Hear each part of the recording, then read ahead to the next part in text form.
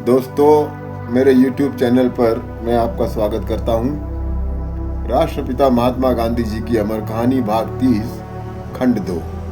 अब तक हमने जाना कि दक्षिण अफ्रीका में बापू की वकीली खूब चलने लगी थी और सार्वजनिक कामों के लिए भी लोग बापू को बहुत चाहते थे। अतः 1896 में बापू ने 6 महीने के लिए भारत आने की अनुमति ली ताकि यहाँ से परिवार को भी ले जाया जा सके, क्योंकि अब आगे उनको लंबी अवधि के लिए दक्षिण अफ्रीका में रहना था। इसलिए वे पोंगोला बोट से भारत आने के लिए निकले और 24 दिन बाद कलकत्ता के बंदरगाह पर उतरे। अब आगे हिंदुस्तान में कलकत्ता पहुंचने के बाद उसी दिन मैंने बंबई के लिए रेल का टिकट खरीद लिया और यात्रा आरंभ कर दी। कलकत्ता से बंबई जाते समय रास्ते में प्रयाग लगता था। वहाँ गाड़ी 45 मिनट ठहरती थी। इतने में मैंने शहर घूमकर आने का विचार बनाया। मुझे केमिस्ट से कुछ दवाएं भी खरीदनी थी। दवा देते देते केमिस्ट ने काफ़ी समय निकाल दिया और जब मैं स्टेशन पर पहुंचा तो गाड़ी चल पड़ी थी।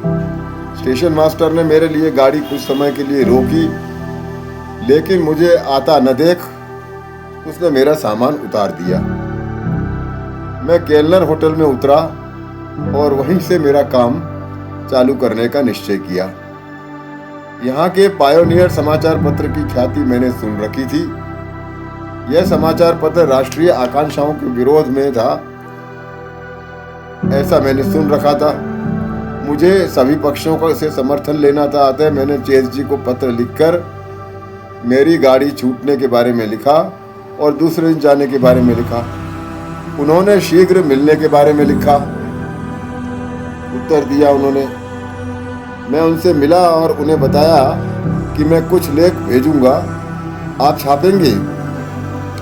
इस पर वो बोले, हर एक तो नहीं, पर कुछ अवश्य छापूंगा।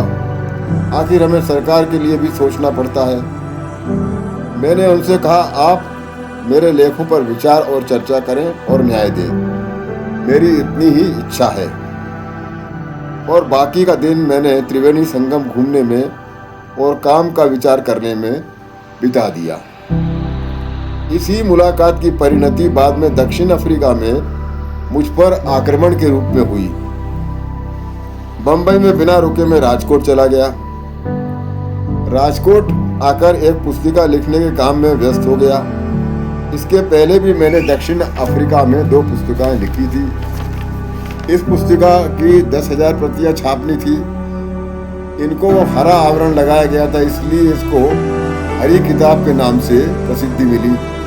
इस पुस्तक में मैंने दक्षिण अफ्रीका में हिंदी लोगों की परिस्थिति के बारे में लिखा था।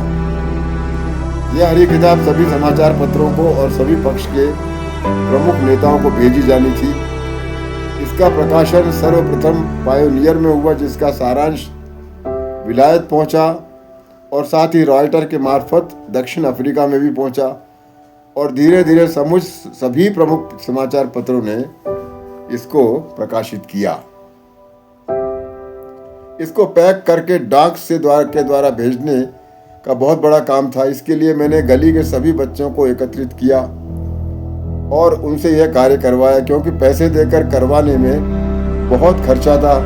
बच्चों ने खुशी खुशी यह काम कर दिया और इसके बदले में मैंने उन्हें पोस्ट की संग्रहित टिकटें और आशीर्वाद दिए।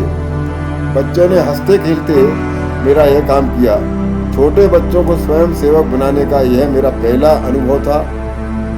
उनमें से कुछ बच्चे आज भी मेरे साथ काम कर रहे हैं। इसी समय बंबई में प्लेग फैल रहा था और उसके राजकोट तक फैलने का भय था और तब मैं प्लेग से बचाव के कामों में संलग्न हो गया। घर घर जाकर साफ सफाई के काम करवाए। सार्वजनिक स्थानों पर, मंदिरों में, सभी जगह साफ सफाई के काम करके बचाव कार्य में जुट गया। और अब आगे के भाग में जानेंगे। आपका बहुत बहुत